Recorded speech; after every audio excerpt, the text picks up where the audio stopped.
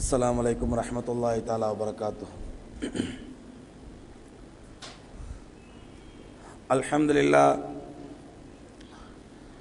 अल्हम्दुलिल्लाह नहमदुहु व नस्तईनुहु व नस्तगफिरुहु व नुमिनु बिही व नतवक्कलु अलैहि व नऊज़ु बिल्लाहि मिन शुरूरि अनफुसिना व मिन सय्यिआति अमालिना मन यहदिहिल्लाहु फला मुदिल्ल लहु व मन युद्लिल फला हादिय लहु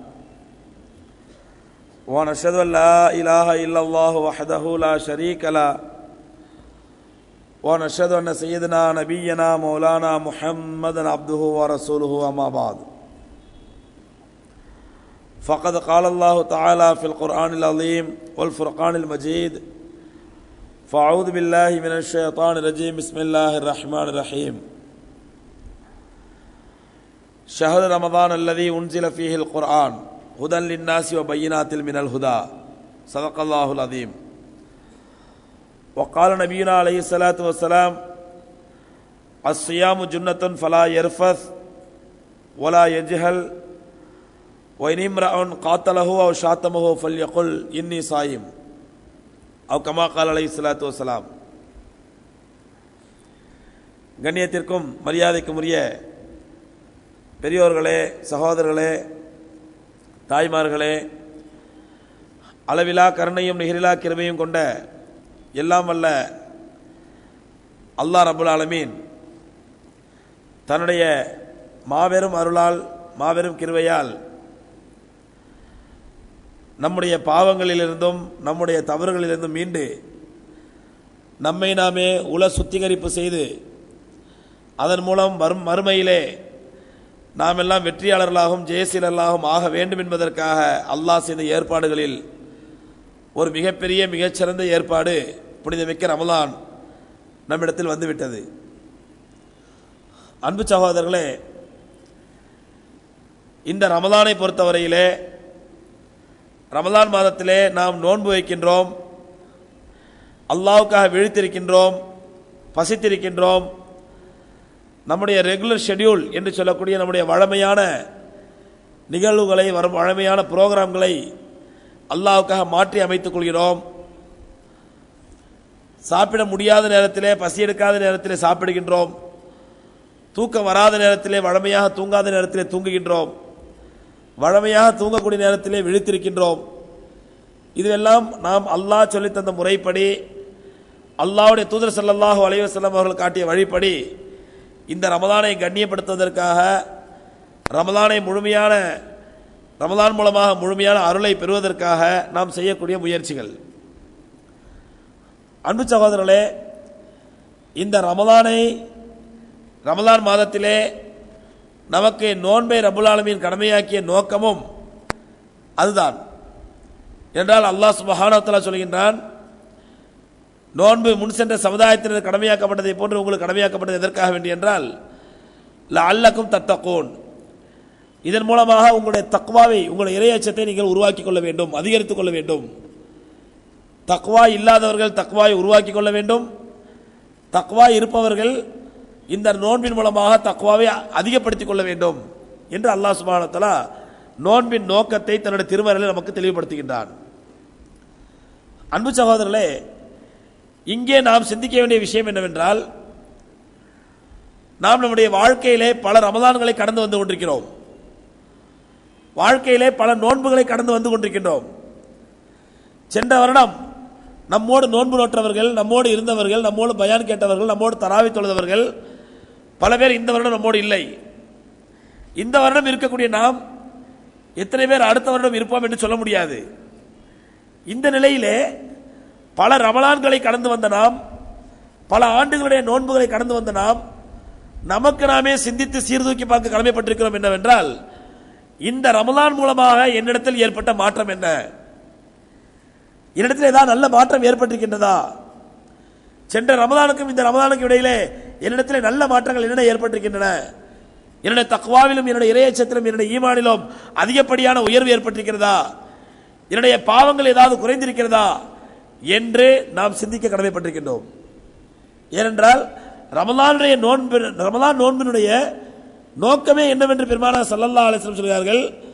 ஒரு மூமின் நோன்பு வைத்து அவருடைய நோன்பு அவர் பொய்யான விஷயங்களை விட்டும் பொய்யான விஷயங்களை விட்டு விலகிக் கொள்வதை விட்டும் தடுக்கவில்லை என்றால், ஒரு நோன்பு வைக்கின்றார், ஆனால் அவர் வைக்கக்கூடிய நோன்பு தவறான விஷயங்களை விட்டு அவர் தடுக்கவில்லை, தவறான காரியங்களை விட்டு அவர் தடுக்கவில்லை, பொய்யான விஷயங்களை விட்டு பாவமான விஷயங்களை விட்டு அவர் தடுக்கவில்லை. எப்பொழுதுமே பாவங்களை செய்து கொண்டிருக்கிறார். அல்லது ரமதானுக்காக தற்காலிகமாக பாவத்தை நிறுத்தி வைத்தார், ரமதானுக்கு பிறகு மறுபடியும் கண்டினியூ செய்கின்றார் பாவத்தை. அல்லது ரமதானுக்கு முன்பாக என்னென்ன பாவங்கள் செய்தாரோ என்னென்ன தவறுகள் செய்தாரோ அதே பாவத்தையும் அதே தவறுகளையும் நோன்பு வைத்துக் கொண்டும் செய்கிறார்.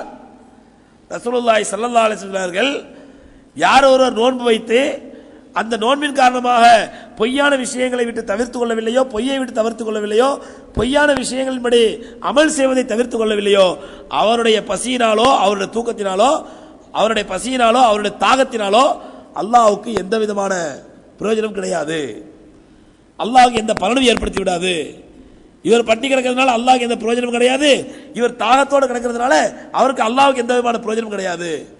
ஆக நாம் பசியோடு இருப்பது வெறும் பட்டினியோடு கிடப்பது மட்டும் நோக்கம் நோன்பல்ல. நாம் முதலில் அதை புரிந்து கொள்ள வேண்டும். இரண்டால் இன்று நம்மில் பெரும்பாலான மக்கள் நோன்பு வைக்கின்றோம். அல்ஹம்துலில்லாஹ் சமுதாயத்திலே 95% மக்கள் நோன்பு வைக்கின்றோம்.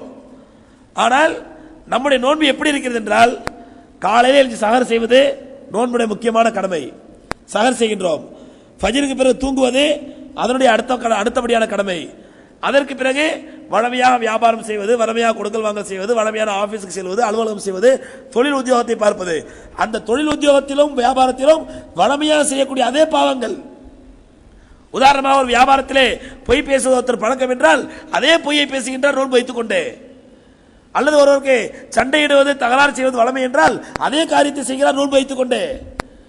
அல்லது ஒருவருக்கு வியாபாரத்திலே ஏமாற்றுவது பழக்கம் என்றால் அதே காரியத்தை செய்கிறார் நோன்பு வைத்துக் கொண்டே. ஆக அவர் வியாபாரத்துக்கு செல்கின்றார், அந்த வியாபாரத்திலும் அவருடைய நோன்பு அவருக்கு எந்த பாதிப்பையும் ஏற்படுத்தவில்லை. அவருடைய நோன்பினால் அவருடைய வியாபாரத்திலே அவருடைய அஹ்லாக்கிலே அவருடைய நற்குணங்களிலே எந்த விதமான மாற்றம் ஏற்படுத்தவில்லை.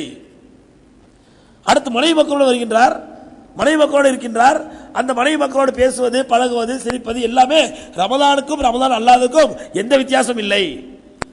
ரமதான் அல்லாத காலங்களிலும் மனைவி மக்களிடத்தில் அன்பாக இருக்க மாட்டார், ரமதானிலும் மனைவி மக்களிடத்தில் அன்பாக இருக்க மாட்டார். எந்த மாற்றம் இந்த நோன்பு அவரிடத்தில் எந்த மாற்றத்தையும் ஏற்படுத்தவில்லை.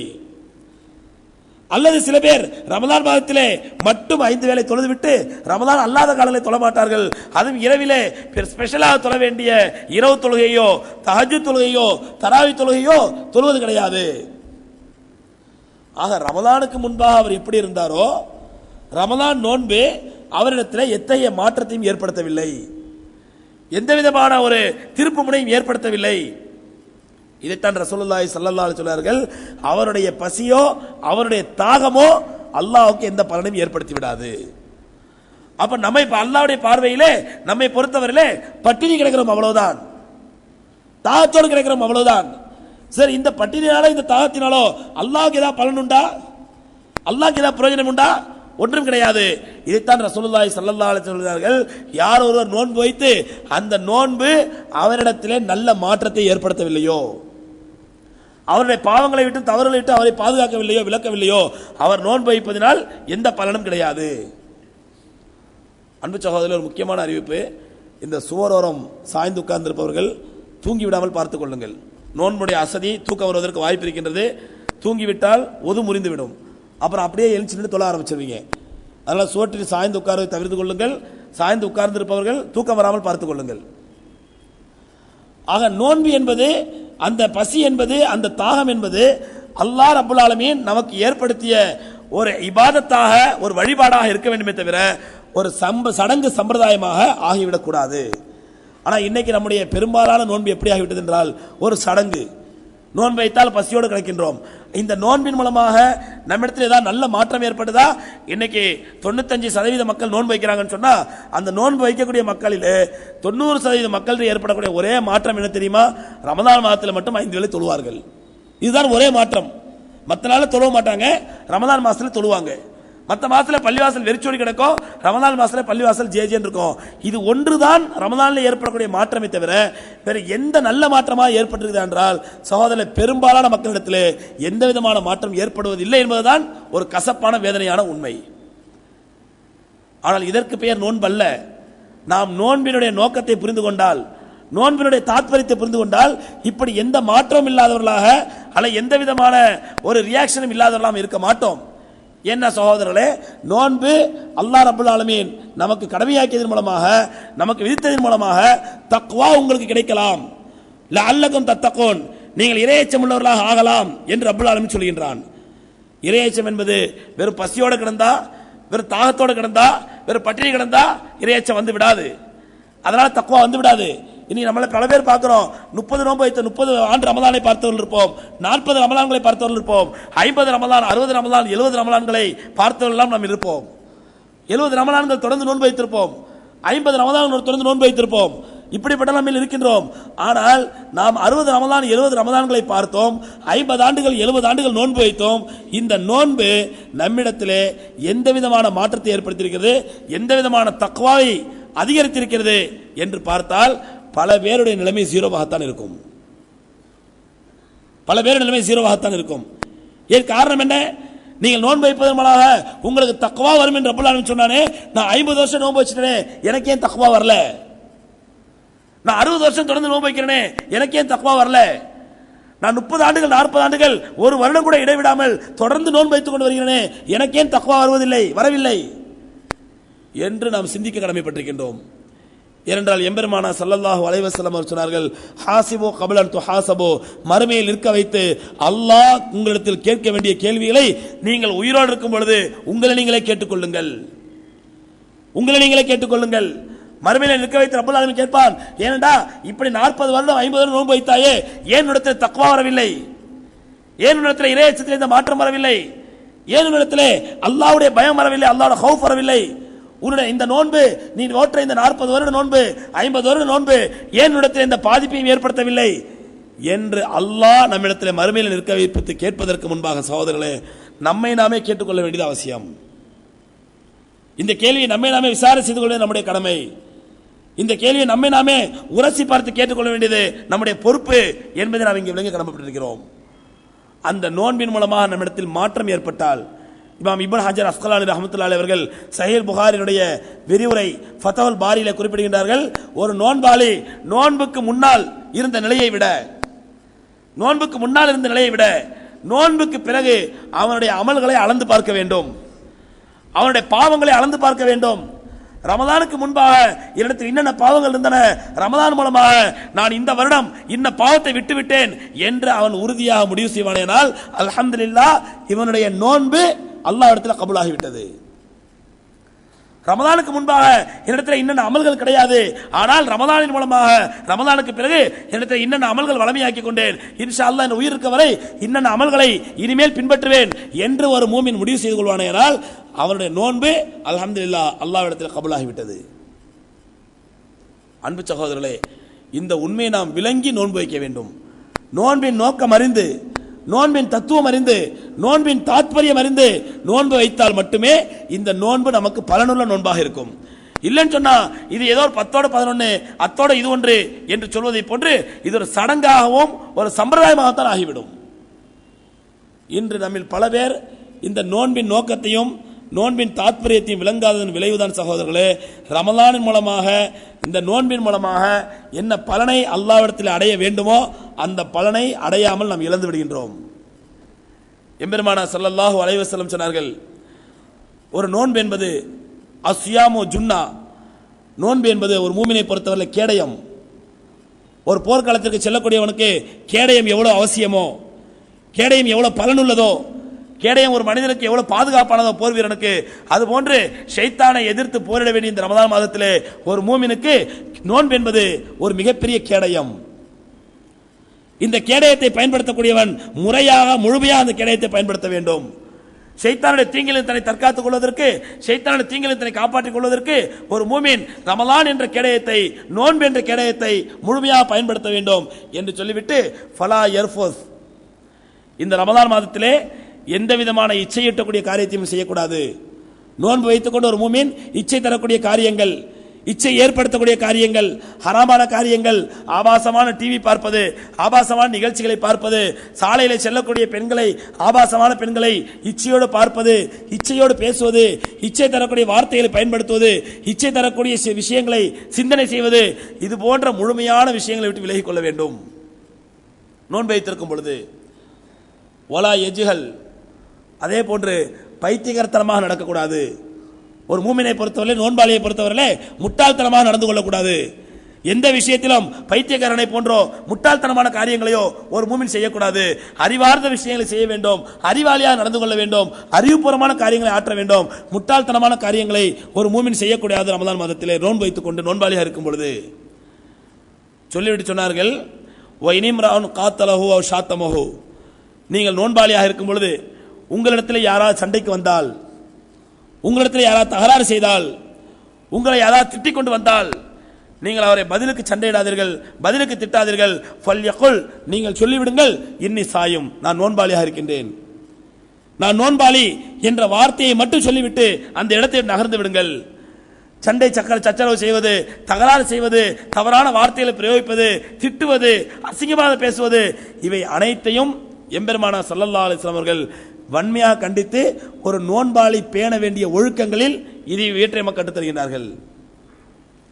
ஆகவே அருமை சகோதரர்களே, நம்முடைய நோன்பு தூய்மையான நோன்பாக, பரிபூர்ணமான நோன்பாக, அல்லாஹ்வால் ஒப்புக்கொள்ளப்பட்ட நோன்பாக ஆக வேண்டும் என்றால் முதலில் நோன்பினுடைய மசாயல்களை நாம் தெரிந்து வைத்திருப்போம். எந்த அளவுக்கு என்றால் நம்மில் பல பேர் நோன்பு வச்சுக்கிட்டு எச்ச கூட விழுங்கக்கூடாது என்று தேவையில்லாத சட்டங்கள் நமக்கு நாமே ஏற்படுத்திக் கொள்வோம்.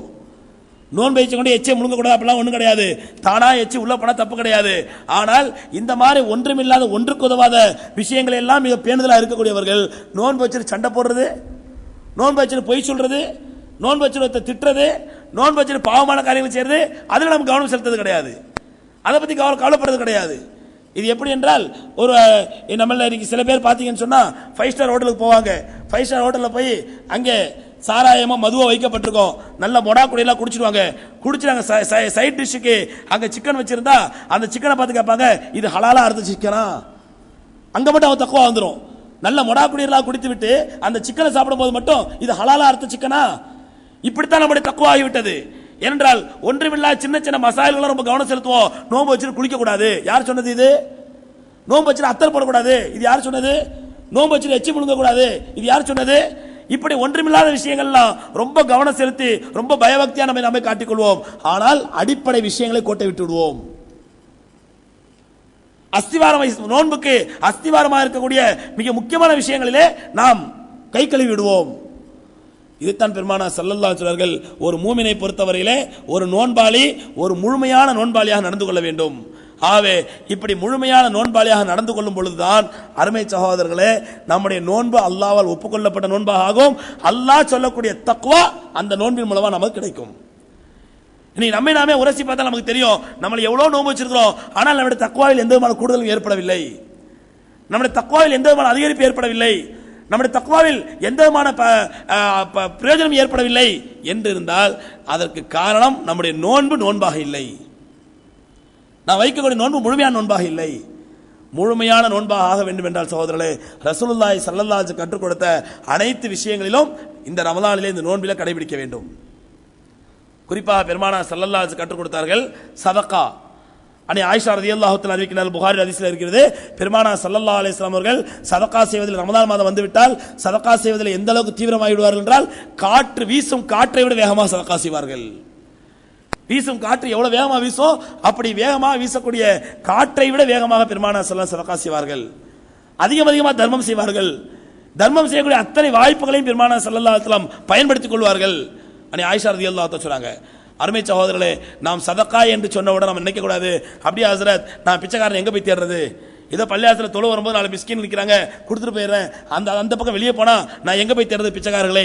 பிச்சைக்காரர்கள் இல்லாம நம்ம நாட்டில் இல்லை. அல்லாஹ் ரப்பல் ஆலமீன் இந்தியாவை பொறுத்தவரையில சதக்காவுக்கு அதிகமான வாய்ப்பு கொடுத்திருக்கிறான். அப்படி செய்யலாம், ஆனால் பிச்சைக்காரர்களுக்கு கொடுப்பது மட்டும் சதக்கா அல்ல, அதை நாம் புரிந்து கொள்ள வேண்டும். ஏழை எளியவர்களுக்கு கொடுப்பது மட்டும் சதக்கா அல்ல. நம்முடைய நண்பர் ஒருவருக்கு ரமலான் மாதத்திலே நோன்பு திறந்த பிறகு தவறாய் தொழுதுட்டு வாங்க டீ சாப்பிடலாம் என்று டீ சாப்பிடுவதற்கு நாம் காசு கொடுத்தால் அதுவும் சதக்கா தான்.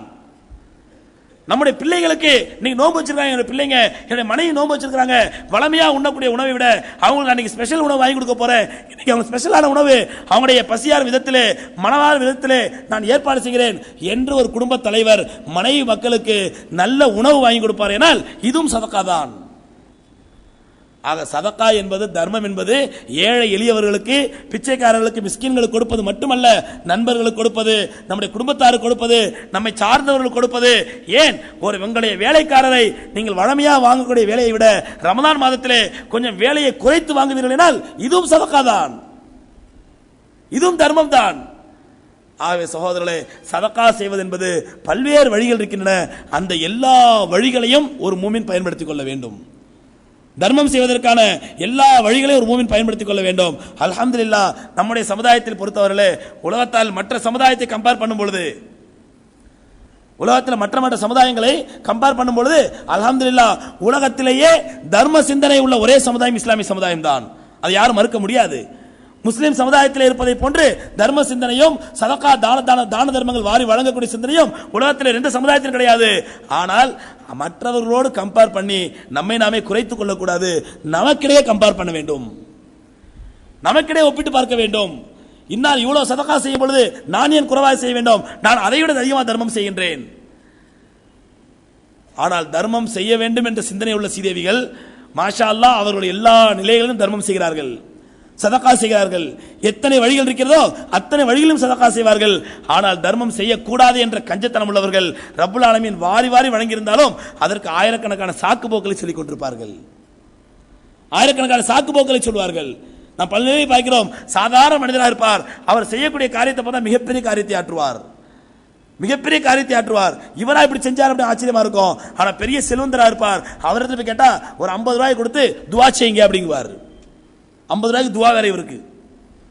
எதற்காக சொல்கிறேன் என்றால், தர்மம் என்பது செல்வத்தோடு சம்பந்தப்பட்டது அல்ல, சதகா என்பது செல்வத்தோடு சம்பந்தப்பட்டதல்ல, நம்முடைய பரந்த மனப்பான்மையோடு சம்பந்தப்பட்டது, உயர்ந்த உள்ளத்தோடு சம்பந்தப்பட்டது. உங்களுடைய உள்ளம் உயர்ந்ததாக இருந்தால், மனப்பான்மை பரந்ததாக இருந்தால், உங்களுடைய சிந்தனை தெளிவானதாக இருந்தால் உங்களுக்கு பணம் இருக்க வேண்டும் என்ற அவசியம் இல்லை. எப்படியா சதகா செய்து கொண்டே இருப்பீர்கள், தானதரம் செய்து கொண்டே இருப்பீர்கள். உள்ளம் இறுகிவிட்டது என்றால் சகோதரர்களே, கோடி கோடியா கெட்டி கிடந்தாலும், தர்மம் செய்வதற்கு கோடி கோடியா வாய்ப்பு இருந்தாலும் 5 பைசா மனசு சதகா செய்ய மாட்டான். ஏன்? உள்ளத்தில் இடமில்லை. ஆக ஒன்றை விளங்கிக் கொள்ள வேண்டும், சதகா என்பது, தர்மம் என்பது செல்வத்தோடவோ பொருளோடவோ நாம் வாங்கக்கூடிய சம்பளத்தோடவோ நாம் சம்பாதிக்கக்கூடிய சம்பாத்தியத்தோடு சம்பந்தப்பட்டதல்ல, அது நம்முடைய உள்ளத்தோடு சம்பந்தப்பட்டது. அதனால்தான் பெருமானார் ஸல்லல்லாஹு அலைஹி வஸல்லம் அவர்கள் பெரிய செல்வந்தராகவோ பெரிய கோடீஸ்வரராகவோ பெரிய லட்சாதிபதியாகவோ இருக்கவில்லை. ஆனால் சதகா செய்வதிலே வீசும் காற்றை விட வேகமானவராக இருந்தார்கள். ஆயிஷா ரலியல்லாஹு அன்ஹா சொல்றாங்க. ஆக இந்த ரமலான் மூலமாக அதிகமாக தர்மம் செய்து நம்முடைய ரமலானை நாம் உயிர்ப்பித்துக் கொள்ள வேண்டும். அடுத்த இபாதத்துகள் மற்ற நாட்களில் செய்வதை விட அதிகமான வழிபாடுகள், அதிகமான தொழுகை, அதிகமான திக்ருகள் அதிகமாக இந்த ரமலானை செய்ய கடமைப்பட்டிருக்கிறோம்.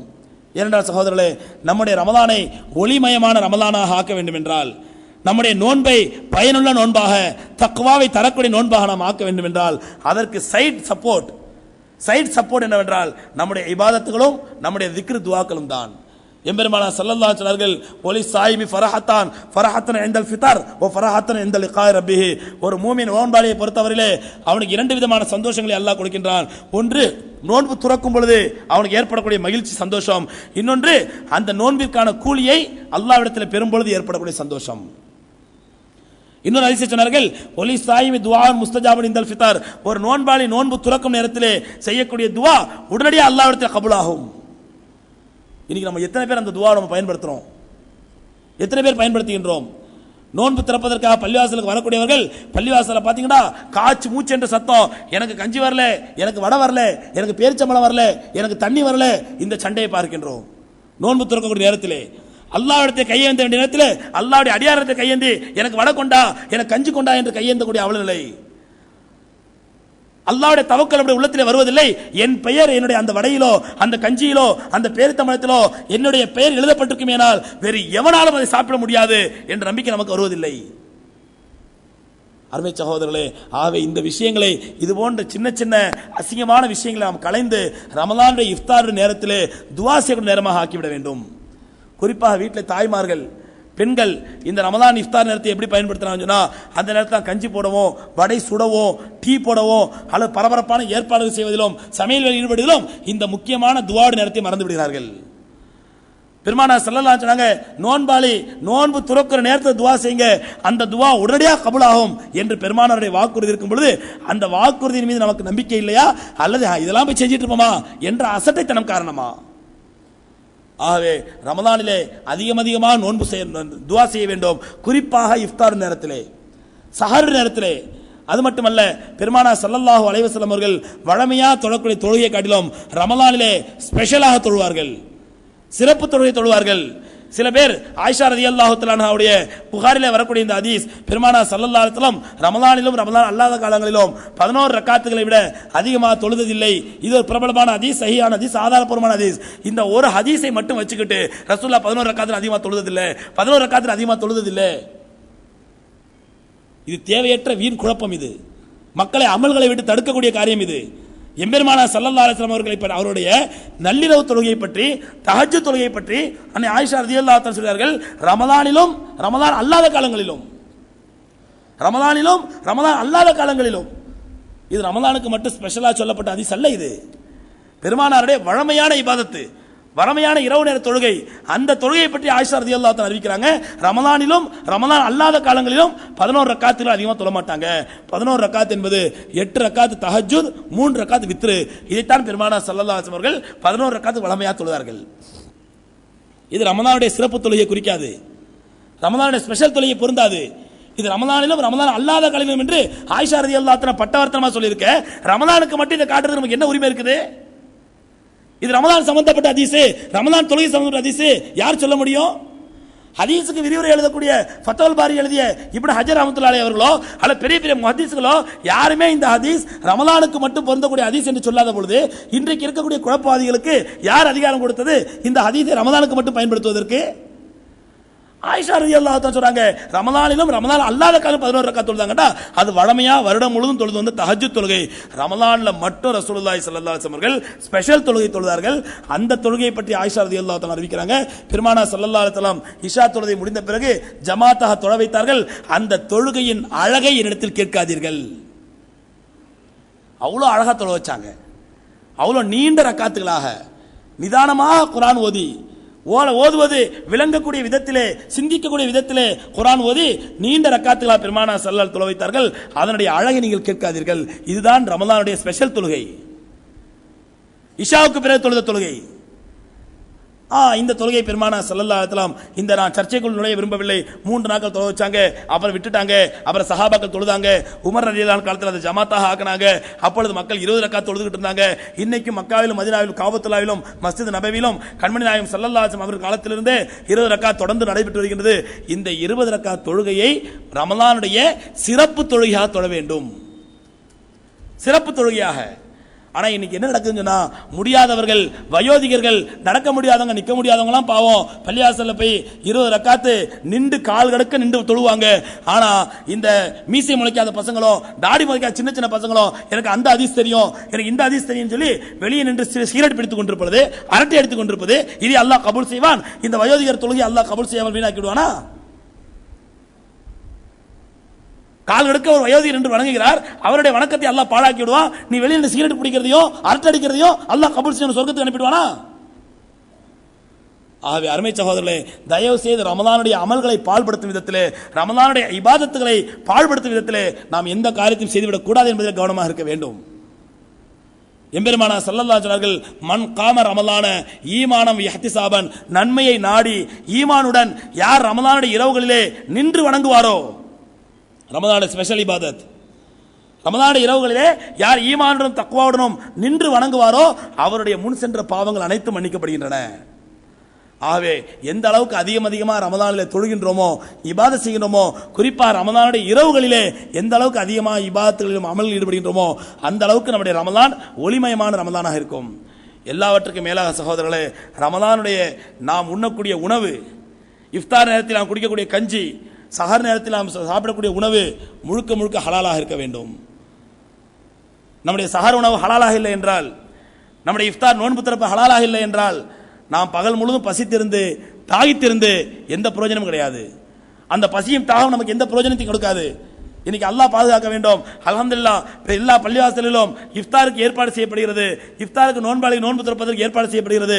நம்ம சமுதாய மக்களும் வாரி வழங்குகிறார்கள். ஒரு நோன்பாளிக்கு நோன்பு திறக்க ஏற்பாடு செய்தால் அந்த நோன்பாளி வைத்ததை போன்ற நன்மை எனக்கும் கிடைக்கும், நமக்கும் கிடைக்கும். அப்ப அந்த நோன்பாளி நன்மையிலிருந்து எதுவும் குறைக்கப்பட மாட்டாது என்பது பெருமானுடைய வாக்குறுதி. இந்த வாக்குறுதியை நம்பி நம்ம மக்கள் ஆயிரமா அள்ளி கொடுக்கிறார்கள் பள்ளிவாசலுக்கு. ஆனால் சில பள்ளி நிர்வாகிகள் அல்லாஹ்வுடைய இறையச்சம் இல்லாததினால், அல்லாஹ்வுடைய தக்வா இல்லாததினால், அல்லாஹ்வுடைய பயம் இல்லாததினால் இத்தனாயிரம் மக்கள் நோன்பு திறக்க வருகிறார்கள் பள்ளிவாசலுக்கு. அத்தனை பேருடைய நோன்பையும் நாம் பாழடிக்கின்றோமே என்ற இறையச்சம் கொஞ்சம் இல்லாததினால் நோன்பு கஞ்சி போட்டாகணும். அது யாருடைய பணமா இருந்தாலும் பரவாயில்லை. வட்டிக்கு வாங்குறவன், வட்டிக்கு கொடுக்கறவன், ஹராமான வியாபாரம் பண்றவன், ஏலச்சீட்டு நடத்துறவன், அல்ல மத்த ஹராமான பிசினஸ் பண்றவன், யாரா இருந்தாலும் சரி, எனக்கு தேவை பணம் என்று பணத்தை வாங்கி வாங்கி நோன்பு கஞ்சி போடக்கூடிய அவலநிலையை பார்க்கின்றோம். அருமை சகோதரர்களே, அப்படி ஏதாவது உங்களுக்கு உறுதியாக தெரிந்தால், இன்ன கஞ்சி போடக்கூடிய இன்றைய தினம் கஞ்சி போடக்கூடியவர் ஹராமான தொடர்புள்ளவர், ஹராமான வியாபாரம் உள்ளவர் என்று உங்களுக்கு உறுதியாக தெரிந்தால் உடனடியாக பள்ளி நிர்வாகங்களுக்கு தொடர்பு கொண்டு பள்ளி நிர்வாகங்களுக்கு தெரிவித்து அவர் இன்ன வியாபாரம் செய்யக்கூடிய ஹராமான வியாபாரம் செய்யக்கூடியவர் அவரிடத்தில் காசு வாங்கி நீங்கள் கஞ்சி போட்டால் அத்தனை கஞ்சியுமே அத்தனை நோன்பாளர்களின் நோன்பை பாழாகிவிடும். அந்த பாவம் உங்களைத்தான் சாரும் என்று எச்சரிக்க வேண்டும். அந்த எச்சரிக்கையும் அவர் பொருட்படுத்தவில்லை என்றால் மக்களிடத்தில் எடுத்து சொல்லி இந்த கஞ்சியை கொடுத்து நோன்பு குடிக்காது, நோன்பு திறக்காதீர்கள் என்று அறிவிப்பு செய்ய வேண்டும். மூமினுடைய கடமை. பகல் பூரா பட்டினி கிடந்து, பகல் பூரா தாகத்தோடு கிடந்து அல்லாஹ்வுக்காண்டி இபாதத் செஞ்சு ஏதோ ஆசையில பள்ளிவாசல்ல கஞ்சி கொடுக்குறாங்க என்று அந்த கஞ்சியை வச்சு நோம்பு திறந்து அந்த கஞ்சி ஹராமான கஞ்சியாக ஆகிவிட்டால் சகோதரர்களே, அது ஒரு பானை பாலிலே ஒரு துளி விஷத்தை கலப்பதை போன்று. ஒரு துளி விஷம் கலந்தாலே பால் கெட்டு போயிடும். இது ஒரு துளி விஷம் அல்ல, பல துளி விஷம் இது. ஆகவே இந்த விஷயத்திலே பள்ளி நிர்வாகிகளும் கவனமாக இருக்க வேண்டும். நாம் நோன்பு கஞ்சிக்காக யாரிடத்தில் பணம் வாங்குகிறோம், யாரிடத்தில் காசு வாங்குகிறோம், அவர்கள் காசு தரக்கூடியவர் ஹலாலான வியாபாரம் உள்ளவர்களா என்பதை யோசித்து சிந்தித்து பணம் வாங்க வேண்டும். நோன்பு கஞ்சி குடிப்பவர்களும் இதை கவனத்தில் கொள்ள வேண்டும். அல்ஹம்துலில்லாஹ், நாம் இந்த நேரத்தில் ஒரு கேரண்டி, ஒரு உறுதியை தர முடியும். மக்கா மஸ்ஜிதை பொறுத்தவரையிலே நாங்கள் இங்கே வெளியில போர்டே போட்டு வச்சிருக்கிறோம். அறிவிப்பு செய்யும் பலமுறை அறிவிப்பு செஞ்சுட்டோம். யார் கொண்டு காசு கொண்டு கொடுத்தாலும் மக்கா மஸ்ஜித் நிர்வாகம் அதில் ரொம்ப உறுதியா இருக்குது. ஹராமான வியாபாரம் உள்ளவர்கள் எந்த காரணத்தை கொண்டும் இந்த நோன்பு கஞ்சி காசு வந்துவிடக் கூடாது என்பதிலே. ஆகவே இதிலும் நாம் கவனம் செலுத்த வேண்டும். நம்முடைய வருமானம், நம்முடைய உணவு ஹலாலாக இல்லாத பட்சத்திலே எம்பெருமானார் ஸல்லல்லாஹு அலைஹி வஸல்லம் அவன் உடுத்தக்கூடிய உணவு ஹராம், அவன் உண்ணக்கூடிய உணவு ஹராம். இந்த நேரத்திலே அவன் யாரபி யாரபி என்று கையேந்தி அழுது பிரலாபித்தால் அன்னா யுஸ்தஜாபு லிதாலிக், அவனுக்கு எப்படி துஆ கபூலாகும்? பெருமானார் ஸல்லல்லாஹு அலைஹி வஸல்லம் கேட்கிறாங்க. ஆகவே நம்முடைய துஆக்கள் கபூலாக வேண்டும். நம்முடைய நோன்பு அல்லாஹ்விடத்திலே ஒப்புக்கொள்ளப்பட்டு ஒளிமயமான நோன்பாக ஆக வேண்டும் என்றால் அடுத்த முக்கியமான நிபந்தனை, நாம் இந்த நம்முடைய சஹர், நம்முடைய இஃப்தார் ஹலாலான உணவாக இருக்க வேண்டும். இந்த ஒழுக்கங்களை பேணி, இந்த ஒழுக்கங்களை கடைபிடித்து நம்முடைய ரமலானுடைய நோன்பை நாம் நிறைவேற்றுவோமினால் சகோதரர்களே, இன்ஷா அல்லாஹ் ரமலான் முடிந்த பிறகு இன்னும் ரமலானுடைய மீதமுள்ள ஒழுக்கங்கள் இன்ஷா அல்லாஹ் அடுத்த ஜுமாவில் சொல்கின்றேன். இந்த ஒழுக்கங்களை எல்லாம் பின்பற்றி நாம் ரமலான் நோன்பை பின்பற்றும் பொழுது, நடைமுறைப்படுத்தும் பொழுது ரமலான் முடிந்த பிறகு நம்மை நாமே உணர்ந்து கொள்ளலாம். நமக்குள் அல்ஹம்துலில்லாஹ் ஒரு விதமான பேணுதல் வந்திருக்கும், ஒரு விதமான தக்வா வந்திருக்கும், ஒரு விதமான இறையச்சம் வந்திருக்கும். அந்த இறையச்சத்தையும் அந்த இறை உணர்வையும் நாமே உணர முடியும் இன்ஷா அல்லாஹ். வல்ல ரப்பல் ஆலமீன் அப்படிப்பட்ட நோன்பாக நம்முடைய நோன்பை ஆக்கி அருள்வானாக. எந்த நோன்பின் மூலமாக தக்வா உருவாகும் என்று அல்லாஹ் சொல்கின்றானோ அந்த தக்வா உள்ள நோன்பாக நம்முடைய நோன்பை ஆக்கி அருள்வானாக. வாஹிரு தாவானா அல்ஹம்துலில்லாஹி ரப்பில் ஆலமீன். அஸ்ஸலாமு அலைக்கும் வரஹ்மத்துல்லாஹி தஆலா வபரகாத்துஹு.